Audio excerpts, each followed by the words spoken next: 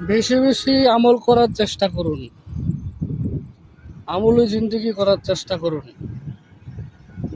হয়তোবা দুনিয়াতে আপনার সম্মান মিলবে না, কিন্তু মনে রাখবেন আখেরাতে আল্লাহ তাআলা আপনাকে এর উত্তম প্রতিদান দান করবে।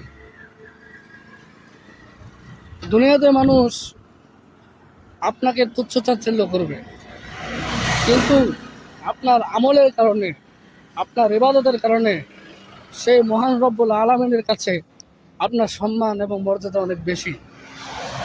তাই দুনিয়ার মানুষের কথায় কষ্ট না পেয়ে সঠিকভাবে আমল করুন এবং আমলি জিন্দেগি গঠন করুন।